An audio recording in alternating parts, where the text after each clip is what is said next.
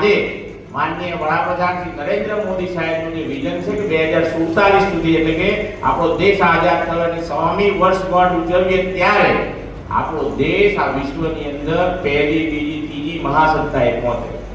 કોઈ સામાન્ય બાબત નથી.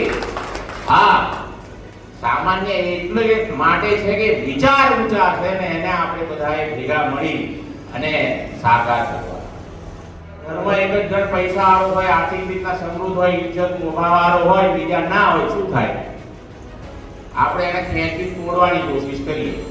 પણ બધે આ જ લોકો ખભો મિલાઈને ખરખા હોય તો આપણે સમૃદ્ધ દેખાય કે નહીં?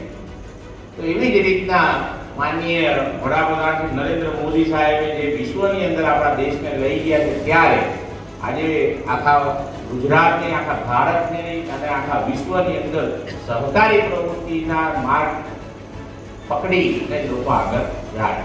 અને એના જ ભાગરૂપે આજે આપણે અહીંયા ભેગા થયા છે. ગુજરાતની આ પહેલી એવી મીટિંગ છે જેની અંદર ઇન્ટરનેશનલ કોઓપરેટિવ યર્સની ઉજવણી કરી ગયા.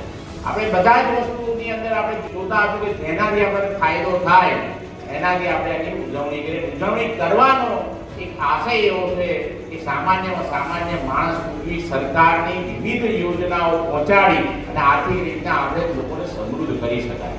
અને એના જ વિશે આજે ઇન્ટરનેશનલ કોઓપરેટિવ યર્સની જ્યારે 2025ની જે ઉજવણી કરવા જઈ રહ્યા છે, તમારા માધ્યમથી એક બે વસ્તુઓ આપણે ગામની આપણી મંડળી હોય અને એ મંડળીના માધ્યમથી આપણે એના લોગો ને એનાથી આપણે એને વિકસિત તરફ લઈ જઈએ.